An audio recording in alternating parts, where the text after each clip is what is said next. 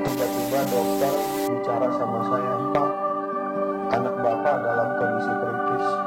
Hal itu yang mengejutkan saya. Hal itu seperti petir yang menghantam hidup saya ketika dibilang anak saya dalam kondisi kritis dan sedang pakai alat picu jantung. Di situ saya merasakan seperti pingsan. Saya berjalan, tetapi seolah-olah saya tidak nampak ke bumi, dan itu saya berjalan miring. Saya tidak siap dengan kondisi seperti itu. Saya lihat anak saya diam dulu dan kondisinya sesak. Shalom saudara yang dikasihi Tuhan Yesus. Sebelum memulai video ini, tolong bantu subscribe channel ini dengan cara klik tombol merah bertulisan subscribe. Mari kita sama-sama mewarnai dan memuliakan nama Tuhan di media sosial. Saya hitung sampai 3 ya. 3, 2, 1. Terima kasih. Tuhan Yesus memberkati. Selamat menonton.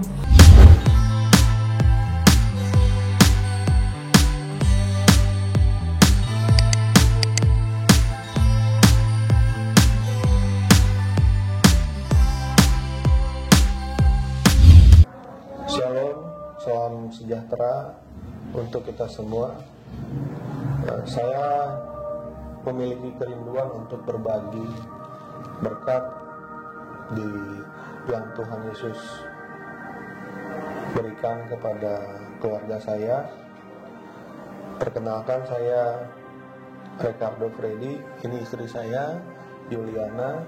Kami diberkati dalam pernikahan pada tahun 2017 bulan Agustus. Kami memiliki 2 orang anak saat ini.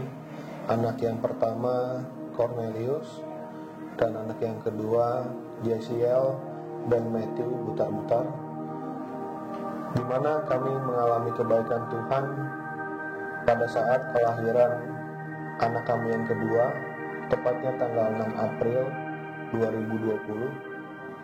Di tengah kondisi pandemi corona, 2 minggu sebelum waktunya melahirkan, kami dapat kabar dari rumah sakit bahwa dokter yang berjanji untuk menangani istri saya dalam melahirkan itu cuti karena di tengah musim pandemi corona ini, sehingga itu membuat kami di dalam pergumulan. Istri saya pun depresi karena kami bingung harus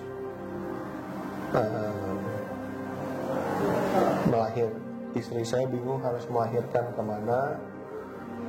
Semua apa yang telah kami rencanakan, apa yang telah kami seharusnya dilaksanakan, itu kembali menjadi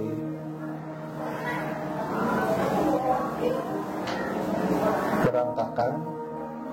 Ya, mungkin istri saya akan sharingkan apa yang dialaminya ketika dengar kabar itu.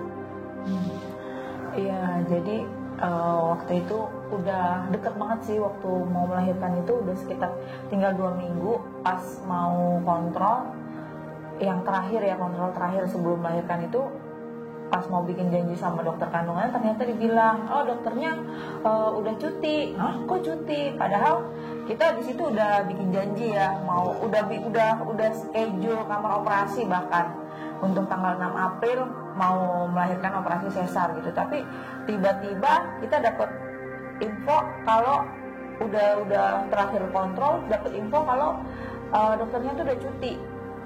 Kebetulan dokternya juga memang lagi hamil juga sih. Nah, saya kebetulan juga saya punya nomor WA-nya, jadi saya WA dokternya, "Dok, emang bener udah cuti?" Ternyata dia bilang, "Oh iya, dia udah cuti karena rumah sakit yang tempat kami itu memang udah jadi rujukan untuk penanganan virus COVID-19.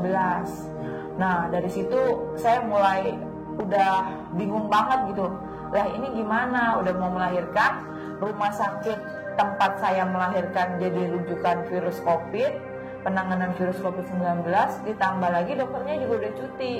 Karena kan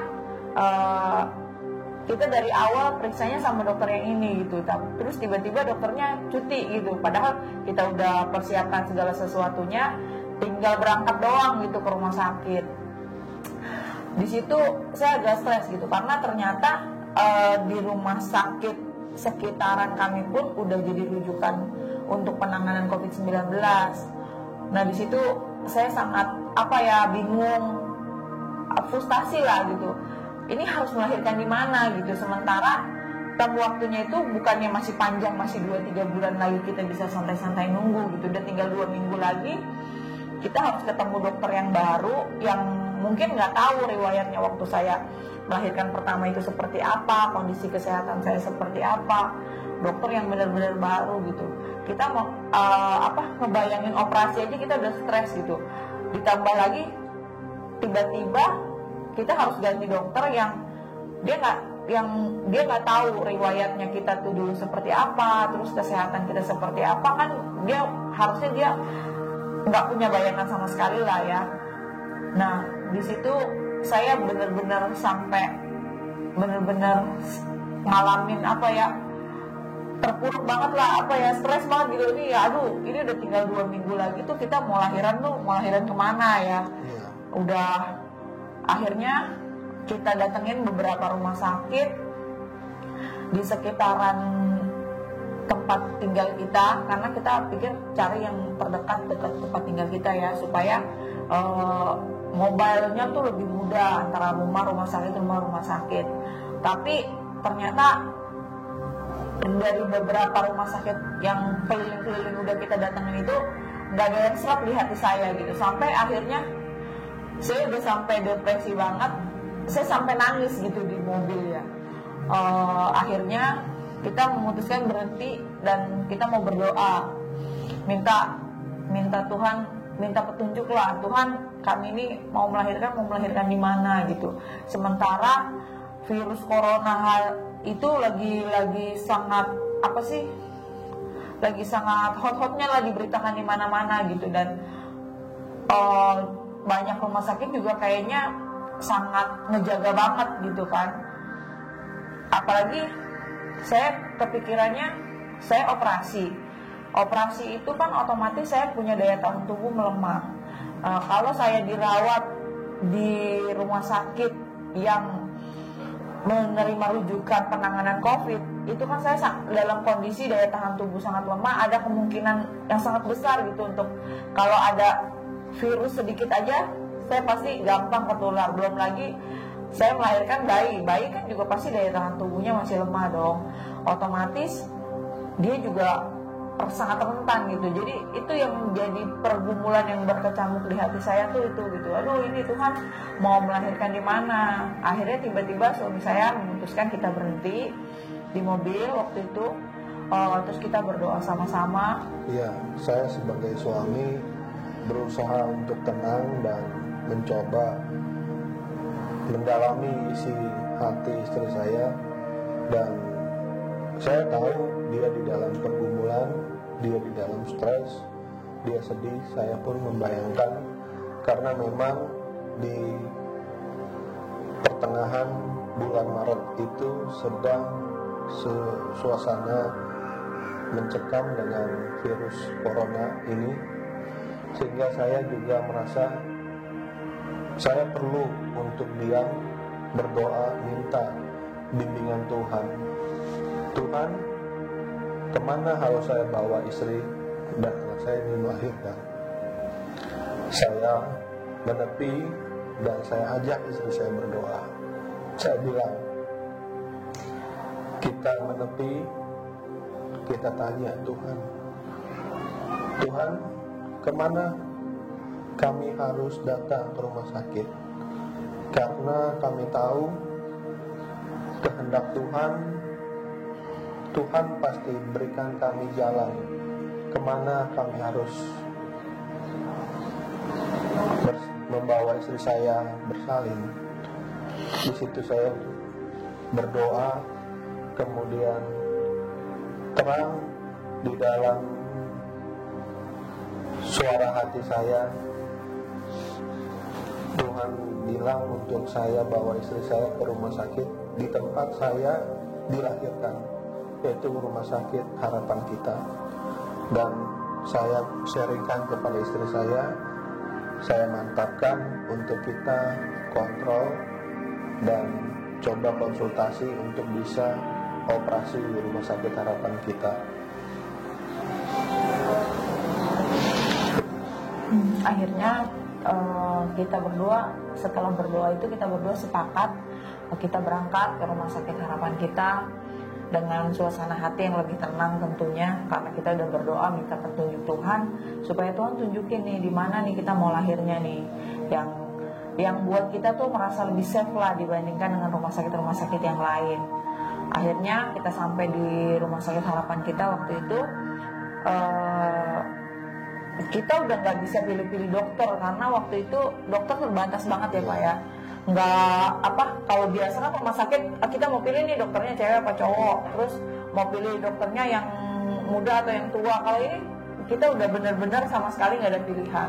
Di dalam doa saya menyerahkan semua sama Tuhan, bahkan saya minta semua Tuhan saya serahkan. Saya tidak akan menggunakan kepintaran, usaha saya sebagai manusia. Siapapun yang Tuhan utus untuk saya boleh bertemu, itu adalah alat Tuhan untuk membantu kami berdua, untuk membantu persalinan anak kami. Yang kedua, saya ketemu oleh orang-orang pilihan Tuhan, dan saya tidak sama sekali untuk berargumentasi, untuk mencoba memilih-milih dokter. Saya ikutin semuanya, saya menyerah sama Tuhan. Dan saya lihat istri saya pun kembali memiliki damai sejahtera, dan saya juga memiliki kemantapan sebagai seorang suami, sebagai seorang bapak untuk anak kami. Saya memiliki keyakinan bahwa ini jawaban Tuhan, dan kami mantapkan untuk operasi di rumah sakit Harapan Kita. Ya, akhirnya kita udah nggak pilih-pilih dokter lagi, dokter yang ada itu kita kontrol. Itu pun kita kontrol cuma 2 kali ya. 1 kali kontrol, yang kedua itu persiapan untuk operasi. Jadi kita cuma ketemu dokternya itu 2 kali, setelah itu langsung proses melahirkan. Nah, semua di situ semua proses jalan baik semuanya. Mulai dari 1 hari sebelum proses operasi itu kita udah harus tiba di rumah sakit. Itu pun kita tetap waktu mau dirawat itu, masuk perawatan untuk persiapan melahirkan itu, kita ditangani sama yang prosedur COVID ya, tetap dites suhu segala macem, dengan semua perawat pakai APD lengkap. Sebenarnya agak aneh sih, kita mau melahirkan kok kayak gini gitu, tapi ya memang begitu keadaannya ya, kita jalani. Kita percaya bahwa itu memang dalam pertolongan tangan Tuhan. Sampai waktu terus berjalan, sampai akhirnya semua kok berjalan mulus nih. Berarti ini memang kita ngerasa bahwa oh iya, ini emang pertolongan tangan Tuhan nih. Tuhan emang utus kita ke sini untuk melahirkan anak kedua kita, yaitu si Jesiel itu. Yang dari awal memang kita udah sepakat waktu itu kita mau kasih nama anak kita itu Jesiel Ben Matthew, yang artinya kekuatan Tuhan, kekuatan dan anugerah pemberian Tuhan yang kita doakan. Nah, sampai akhirnya operasi selesai, semua berjalan baik. Waktu begitu anak kami dilahirkan, semua sehat ya Bu, baik, anaknya sehat, lengkap, semua anggota tubuhnya lengkap. Oh, saya sangat udah begitu keluar anak kedua kami lahir, oh saya udah lega, aduh puji Tuhan, berarti semua dalam pertolongan tangan Tuhan. Nah, selanjutnya Selanjutnya saya dipanggil oleh bidan yang menangani, ada dokter dan ada bidan, ditangani, kemudian dikasih tahu kalau ini Pak semua lengkap, semua sehat. Saya bersyukur sekali sama Tuhan. Tuhan, terima kasih anak saya sudah lahir di dalam pertolongan Tuhan Yesus. Kemudian dengan sukacita saya disuruh untuk mengurus administrasi. Saya turun ke bawah mengurus administrasi. Ditanya oleh petugas administrasi, bayinya sehat Pak? Sehat, puji Tuhan, saya jawab. Kemudian saya naik ke atas. Tiba-tiba dokter bicara sama saya, Pak, anak Bapak dalam kondisi kritis. Hal itu yang mengejutkan saya. Hal itu seperti petir yang menghantam hidup saya ketika dibilang anak saya dalam kondisi kritis dan sedang pakai alat picu jantung. Di situ saya merasakan seperti pingsan. Saya berjalan tetapi seolah-olah saya tidak napak ke bumi, dan itu saya berjalan miring. Saya nggak siap dengan kondisi seperti itu. Saya lihat anak saya dibilang biru dan kondisinya sesak. Saya sungguh sangat trauma dengan kondisi seperti ini, karena saya pernah kehilangan orang tua dan pernah kehilangan kakak kandung saya. Saya berdoa, saya minta sama Tuhan. Saya juga tidak tahu keadaan istri saya seperti apa, karena saya tanya ke ruang operasi istri saya seperti apa. Mereka bilang, iya Pak, berdoa saja Pak, belum keluar dari meja operasi. Anak saya, Bapak urus saja dulu anaknya. Kemudian saya urus administrasi di ruang NICU. Dengan hati yang hancur, saya tidak tahu bagaimana untuk memberitahu ke istri saya kondisi anak yang selama ini ada di kandungan istri saya, yang kami doakan itu kondisinya kritis. Itu membuat iman saya lemah, dan akhirnya saya berdoa sama Tuhan. Saya bilang, Tuhan, jangan timpakan kesalahan saya dan istri saya kepada anak saya, Tuhan.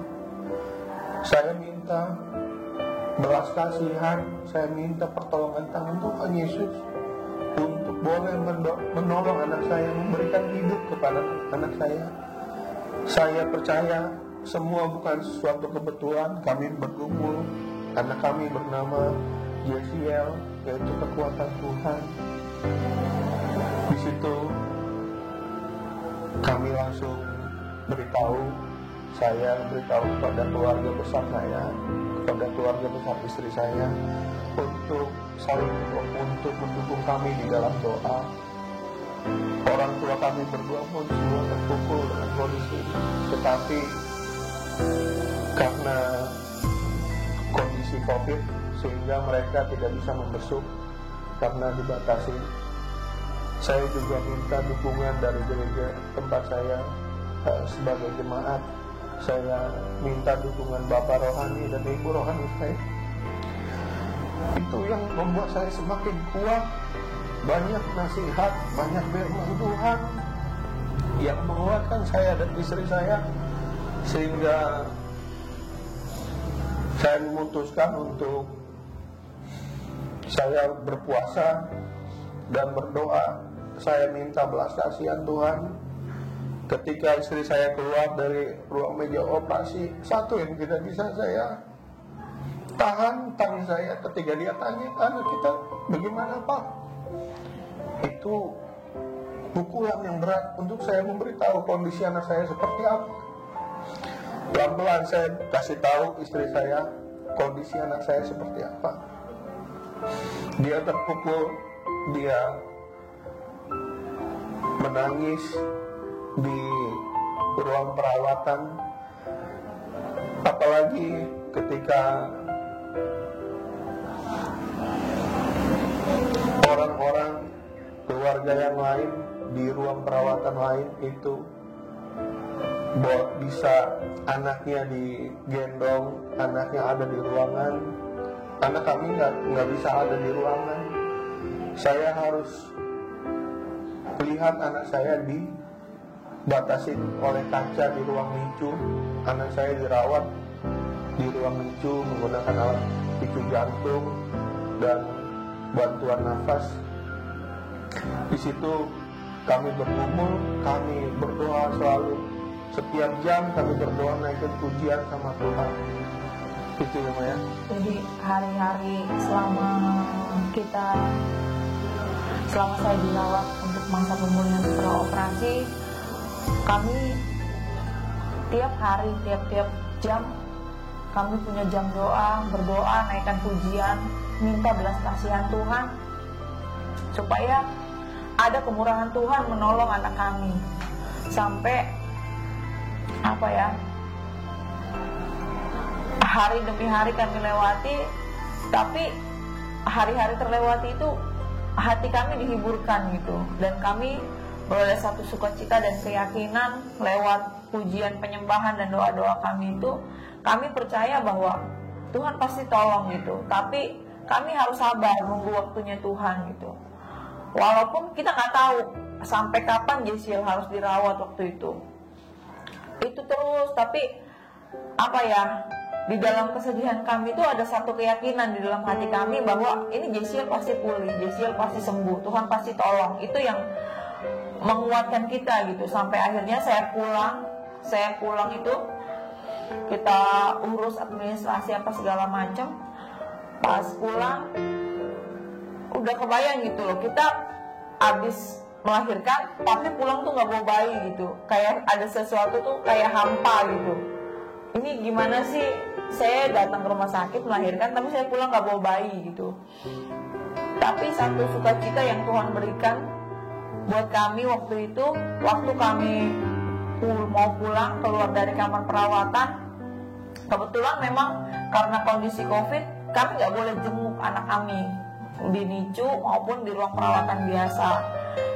Jadi memang bayi yang sakit itu atau anak yang sakit itu nggak boleh dikunjungin sama orang tuanya.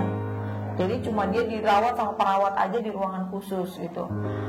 Nah di situ Tuhan kasih kemurahan, dan buat kami tuh kayak jackpot banget gitu loh. Pas kita pulang, pas kebetulan waktu itu Jesiel dibawa dari ruang NICU dipindahin ke ruang perawatan. Nah itu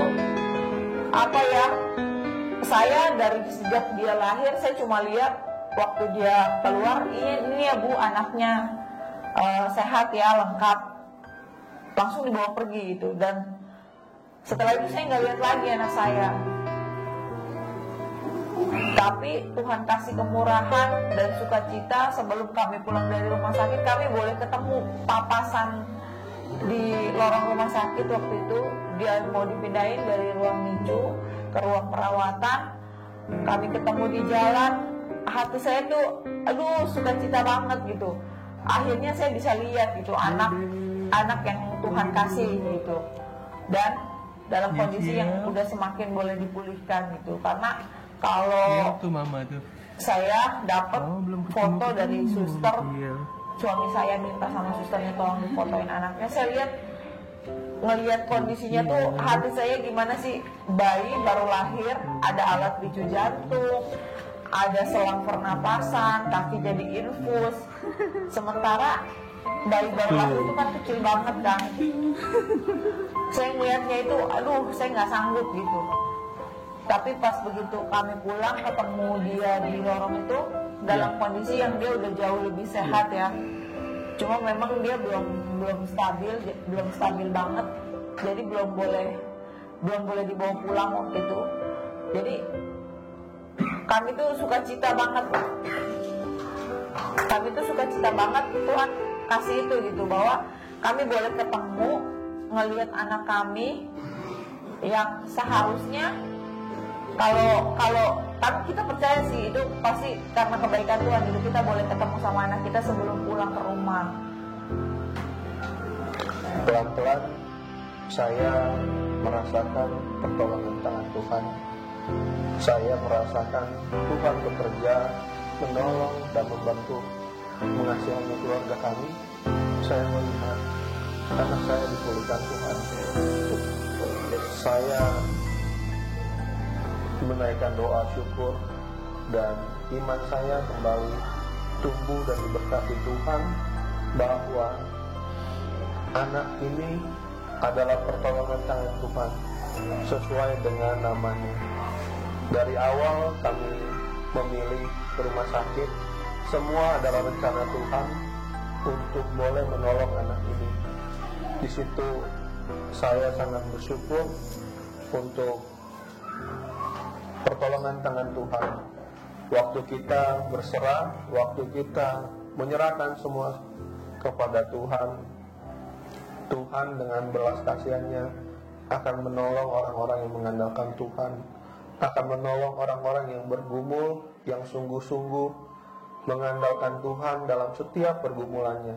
Dalam setiap keadaan kami selalu berusaha untuk mengucap syukur, selalu berusaha untuk percaya akan pertolongan Tuhan Yesus yang akan menolong kami. Di situ kami mulai melihat anak kami dipulihkan Tuhan, dan pada akhirnya setelah 4 hari kami pulang dari rumah sakit, saya bawa istri saya pulang ke rumah sakit.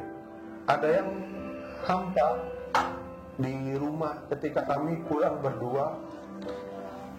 Kami tidak bersama dengan anak kami. Di situ rasanya kami malu untuk keluar rumah karena akan banyak pertanyaan oleh orang-orang sekitar, sehingga saya dan istri saya selalu setiap jam berdoa minta kepada Tuhan. Kemudian saya intens untuk menjenguk anak saya, mengantarkan susu anak saya. Saya percaya ini adalah langkah iman saya sebagai seorang bapak yang pengorbanan untuk anak saya. Kemudian saya setelah 2 hari di rumah, saya terima telepon dari rumah sakit yang menginformasikan bahwa JCL sudah bisa untuk dipersiapkan pulang. Di situ kami berdua mengucap syukur kepada Tuhan bahwa akhirnya anak kami bisa kembali, bisa berkumpul bersama keluarga kami itu di rumah. Kemudian saya ajak istri saya, kami menjemput anak saya di rumah sakit, dan kami menyambut anugerah sukacita Tuhan, kebaikan mujizat Tuhan di tengah keluarga kami. Kami mengucap syukur sekali sama Tuhan, kepada Tuhan Yesus. Dan ini akan menjadi ingatan kami bahwa Tuhan Yesus menolong keluarga kami ketika kami menyerahkan, kami mengandalkan Tuhan Yesus. Tuhan menolong dan Tuhan berbelas kasihan kepada kami. Ini juga kenapa kami rindu berbagi melalui channel Gereja YouTube, karena sebagai ingatan bagi anak kami kelak bahwa hidupnya ditolong Tuhan, dan kami percaya sebagai orang tua supaya dia di dalam tangan Tuhan menjadi anak Tuhan yang sungguh-sungguh, menjadi anak Tuhan yang percaya, menjadi anak Tuhan yang mengasihi Tuhan Yesus dengan sungguh-sungguh. Dan ini menjadi pertobatan di tengah keluarga kami, supaya keluarga kami selalu mengandalkan Tuhan. Saat kami dalam pergumulan itu, orang tua saya juga memberikan firman untuk menguatkan kami. Itu dari Ratapan 3 ayat 55 sampai dengan 58. Saya akan bacakan. Ya Tuhan, aku memanggil namamu dari dasar lubang yang dalam. Engkau mendengar suaraku. Janganlah kau tutupi telingamu terhadap kesahku dan teriak tolongku. Engkau dekat tatkala aku memanggilmu. Engkau berfirman, jangan takut. Ya Tuhan, Engkau telah memperjuangkan perkaraku, Engkau telah menyelamatkan hidupku. Ini menjadi firman yang menguatkan kami berdua, karena kami merasa kami seperti firman ini ada di dalam lubang dan kami butuh pertolongan Tuhan. Kami berseru-seru meminta Tuhan belas kasihani kami Tuhan. Saya juga diberkati juga dengan firman yang saya dapatkan sendiri dari Ibrani 12 ayat 11 sampai dengan 13. Memang tiap-tiap ganjaran pada waktu ia diberikan tidak mendatangkan sukacita, tetapi duka cita. Tetapi kemudian ia menghasilkan buah kebenaran yang memberikan damai kepada mereka yang dilatih olehnya. Sebab itu, kuatkanlah tangan yang lemah dan lutut yang goyah, dan luruskanlah jalan bagi kakimu, sehingga yang pincang jangan terpeleset, tetapi menjadi sembuh. Firman ini yang menegur saya sebagai kepala rumah tangga. Saya mengakui banyak hal yang menyedihkan Tuhan, banyak hal ketika saya mulai melupakan Tuhan. Saya tahu ini adalah ganjaran bagi saya sebagai seorang laki-laki, sebagai seorang kepala keluarga, untuk saya kembali kepada Tuhan, untuk saya membawa istri saya membawa anak-anak saya. Saya sangat menyadari bahwa ini adalah cara Tuhan menyayangi saya, cara Tuhan menyentuh hati saya untuk saya berbalik, untuk saya mengingat bahwa saya harus selalu mengandalkan Tuhan. Saya harus selalu mengingat nama Tuhan, agar istri dan anak-anak saya dalam perlindungan dan dalam pertolongan Tuhan Yesus. Ini firman yang membuat saya kembali bertobat, dan saya menerima ganjaran Tuhan, dan saya minta kepada Tuhan agar Tuhan belas kasihani saya. Tuhan, saya telah menerima ganjaran Tuhan, tolong Tuhan belas kasihani dan pulihkan anak saya Jesiel, kembalikan hidupnya Tuhan. Tuhan berkati supaya dia dalam pertolongan Tuhan. Waktu itu setelah kita pulang dari rumah sakit itu hari kelima, hari Kamis, dan Jumatnya itu Paskah gitu. Nah, karena waktu itu dalam masih PSBB, jadi belum ada ibadah Paskah itu di gereja nggak diadakan. Nah, di gereja tempat kami beribadah itu kita diberitahu supaya masing-masing keluarga beribadah di rumah. Nah, kami keluarga kami juga beribadah, saya, suami saya, dan anak kami Cornelius. Waktu itu kita beribadah bertiga di kamar ibadah Paskah. Nah, di situ kita berdoa gitu, bahwa karya Tuhan di salib itu udah menyelamatkan kita orang-orang percaya gitu. Tapi di situ saya diingatkan kembali, kita berdua tuh berdoa meminta sama Tuhan, dan kami percaya bahwa tubuh dan darah Yesus yang menyelamatkan kami, orang tuanya, kami percaya bahwa dengan iman kami kepada Tuhan Yesus juga, Jesiel boleh menerima tubuh dan darah Yesus untuk dia boleh menerima kepulihan dan kesembuhan. Setelah ibadah, kami merasa yakin dan sangat lega gitu, punya sukacita yang baru, walaupun waktu-waktu kami masih terasa hampa gitu, tanpa anak kami ada di rumah sama-sama kami gitu. Tapi ada satu yang bikin kami lebih plong gitu, bahwa kami percaya tubuh dan darah Yesus yang boleh tercurah di kayu salib buat menebus kita semua. Kami percaya bahwa kuasa salib itu juga yang akan menyembuhkan Jesiel.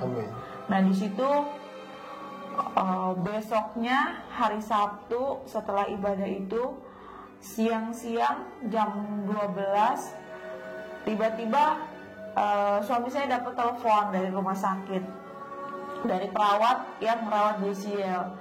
Waktu itu Suster Mita ya, dia kasih tahu, iya Pak, ini anaknya udah boleh dibawa pulang ya, tolong dijemput segera. Di situ saya sama suami saya waktu dengar kabar itu kita berdua nangis di kamar. Kita teringat bahwa kemarin waktu ibadah kita berdoa, kita dengan yakin, dengan iman kita percaya bahwa tubuh dan darah Yesuslah yang akan menyembuhkan Jesiel.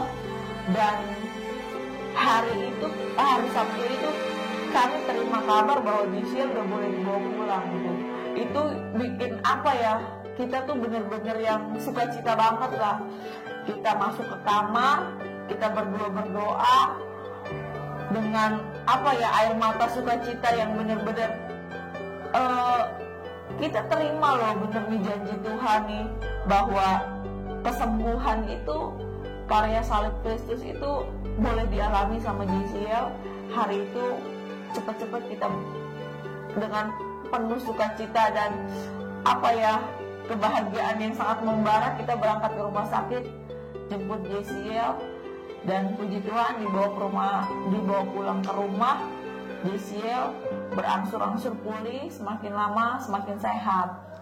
Nah, di situ kita sangat bersyukur dan apa ya, kita benar-benar ngalamin gitu bahwa kalau kita benar-benar percaya, menggantungkan harapan kita sama Tuhan itu, Tuhan tuh nggak pernah main-main sama kita.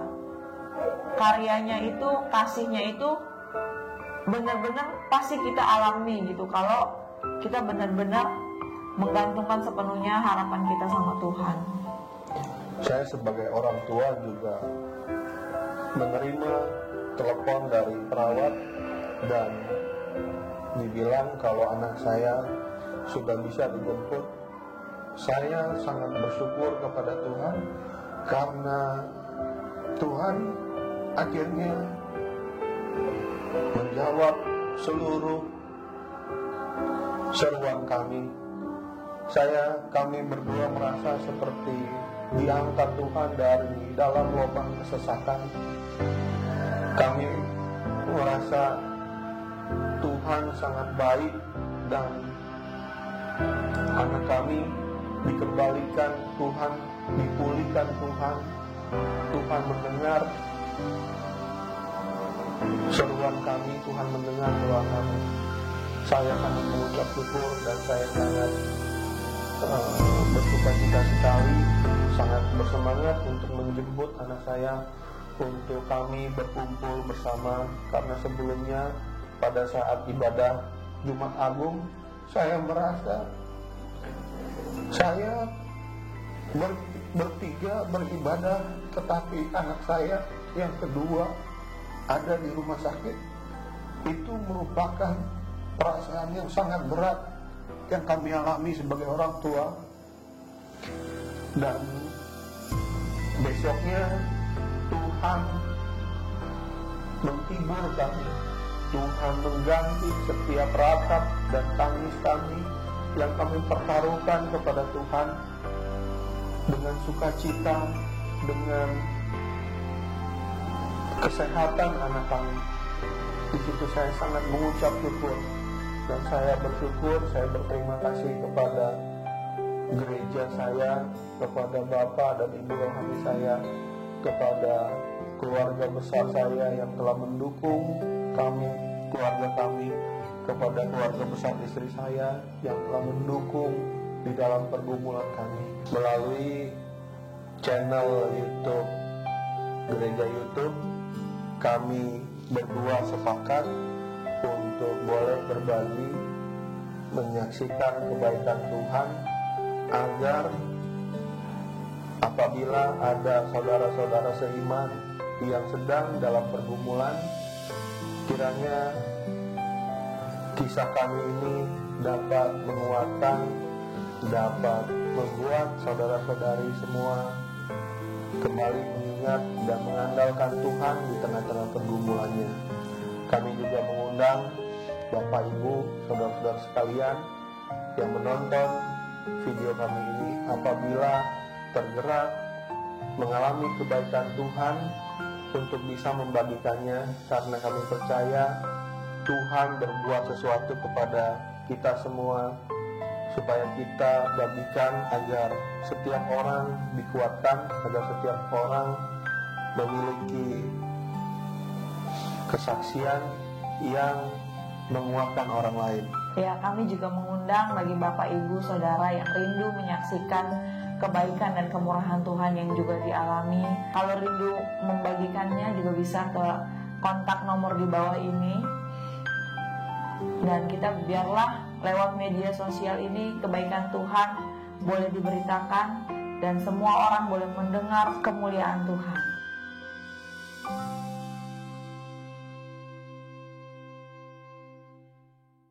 Jika Bapak Ibu Saudara sekalian merasa terberkati dengan kesaksian kami berdua, jangan lupa like, komen, dan share supaya makin banyak lagi orang yang boleh memberitakan kesaksian dan nama Tuhan boleh semakin dimuliakan.